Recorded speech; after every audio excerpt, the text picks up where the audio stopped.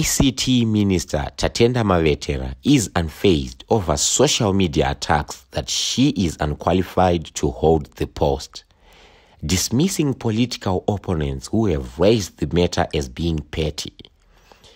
Speaking immediately after she took oath of office at State House before President Emmerson Mnangagwa, Mavetera said she was used to the political attacks, but this would not stop her from delivering her mandate. It's quite clear that we need to understand that there's no one who goes to school to become a business. When you're running a ministry, you're running it like a business. And the same way that you're running a business, they're running a school. With strategies all work together, with making sure that you work towards making sure that you achieve goals. And we're very happy that we made to achieve Vision 2030. And we really are happy and excited. His Excellency has been clear. He has involved the young people and he has engaged the women. And that is one thing that we want to thank him for not leaving anyone behind. You know, people always talk. That is very normal. I mean, politics, and I've stayed there. And one thing I can tell you is politics is always like that. People always talk, and I'm ready for all the talking. All we need to do is to work, and we're ready to work. Mnangagwa also swore in his relatives into office amid an uproar over nepotism taking root in his government. His nephew, Kuda Mnangagwa, who becomes Deputy Minister of Finance, took time to speak to the media. Kudakwashe David Mnangagwa, you were newly sworn in Deputy Minister of Finance and Investment Promotion. Naturally, my mandate would come from my immediate boss, Professor Ntulungwe, who would be the delegating authority as to what duties I'm supposed to undertake. But I would say I'm quite fortunate to be joining a financial management team that is management through NDS1, to grow Zimbabwe's economy into one of the largest, fastest growing economies in Southern Africa, which is testament as to the work that they've been putting in. Naturally, the issues to do with macroeconomic stability and curbing inflation that we still need to look at. So to answer your question, it's a matter of rolling up my sleeves, add my hands to the deck of hands that have already been there, and move forward. Yes, it is my first time, and I want to thank Honorable President, His Excellency President Emmerson Mnangagwa, for giving us this opportunity as young people of Zimbabwe. It means a lot, not just to me, but to all the youth in Zimbabwe, as well as all the young women in Zimbabwe. I have a lot that I need to learn, and I am thankful that, and most privileged that I have Minister Kirst Coventry, who has been running the ministry for the past 5 years. So I'll take her as my mentor as I journey in this new in this new career that I have got. So I want to thank His Excellency, and I must say I'm ready to hit the ground running as we march towards Vision 2030.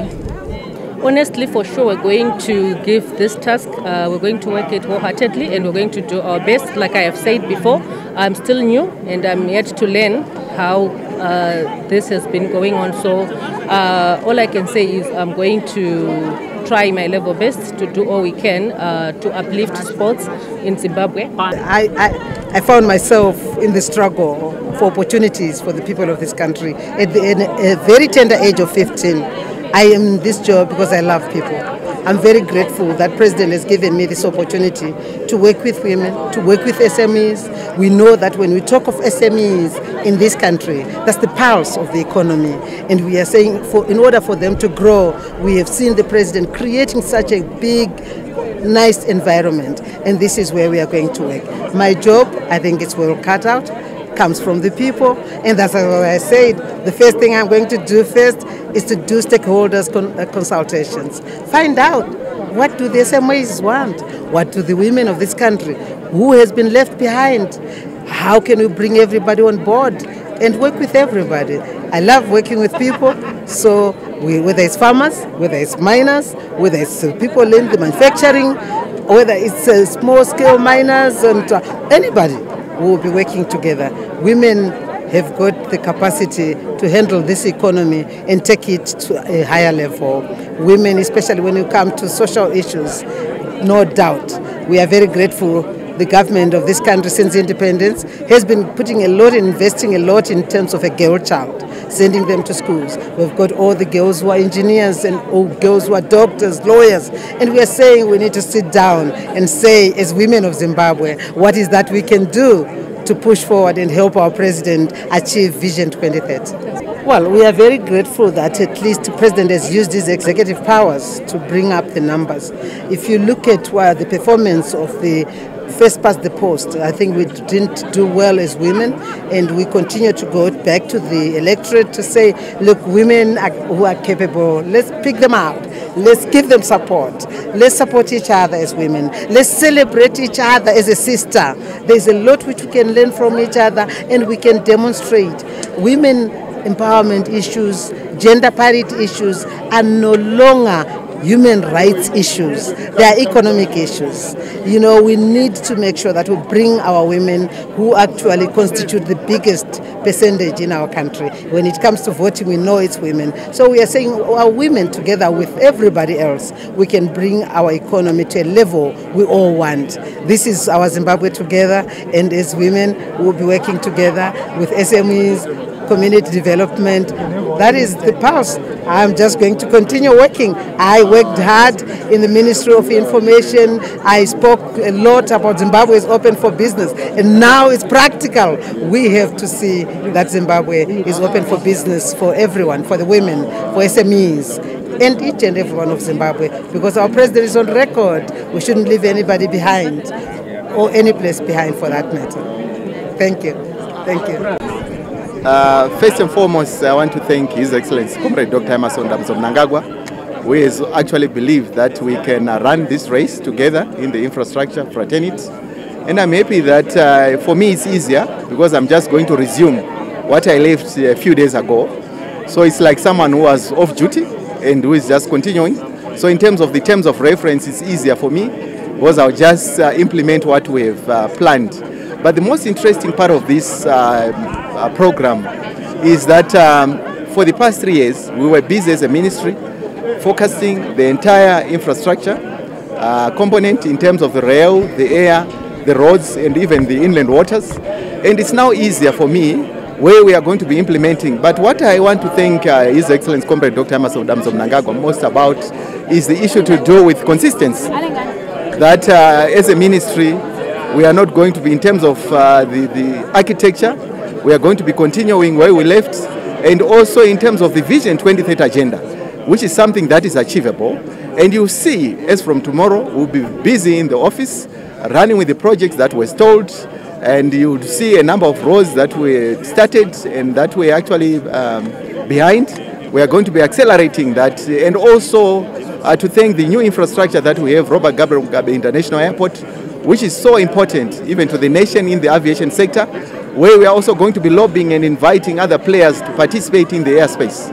So you'll see us moving, and you'll also see us doing the code sharing with other airlines, collaborating with other big airlines, so that we will work closely with the Minister of Tourism, so that we broadcast and be ambassador of this beautiful nation to the outside world, what we can do as Zimbabweans.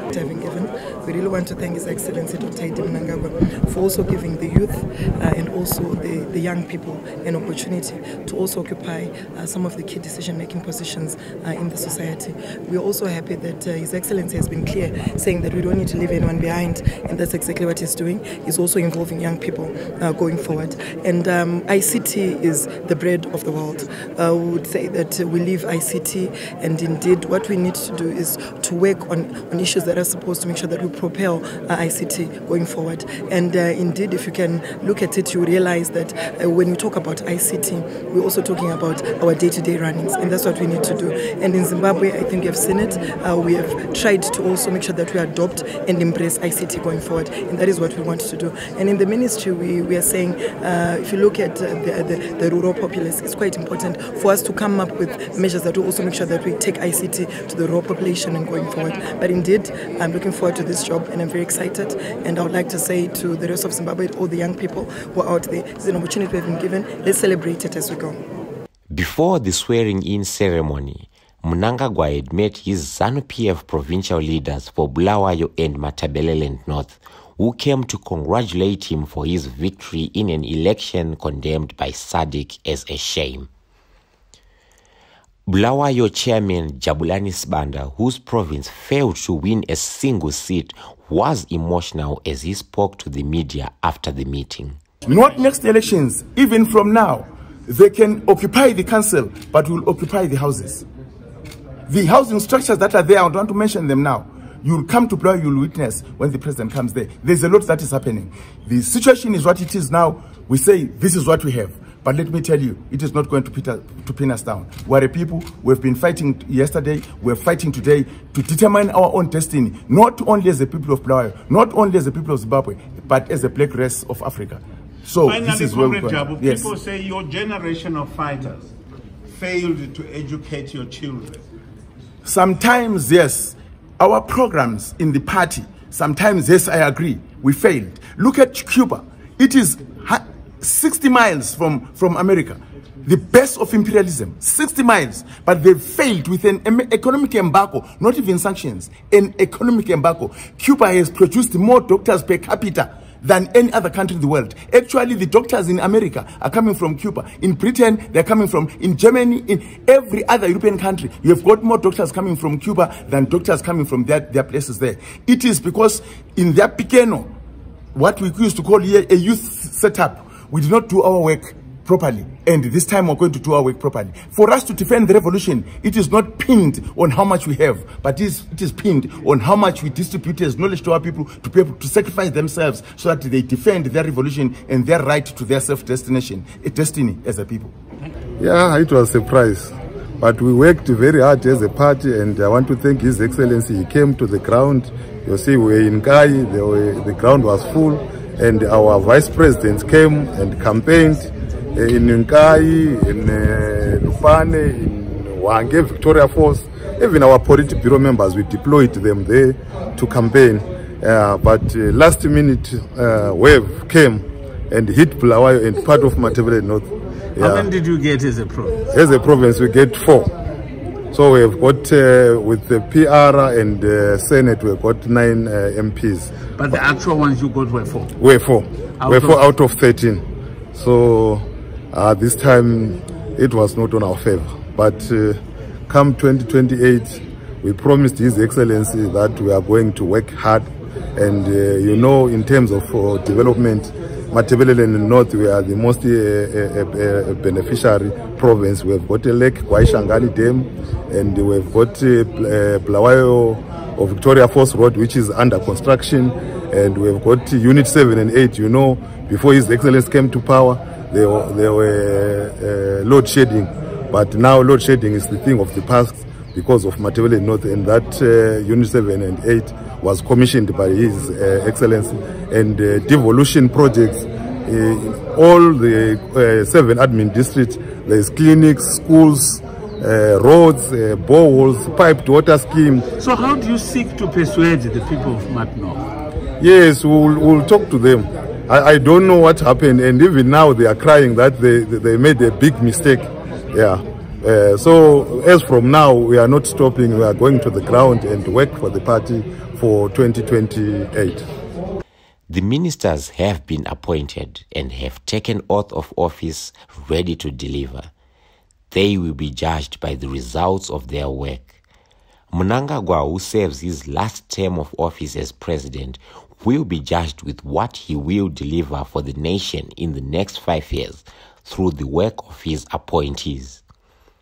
Reporting for HSTV News and Current Affairs, Gaddafi Wells, State House.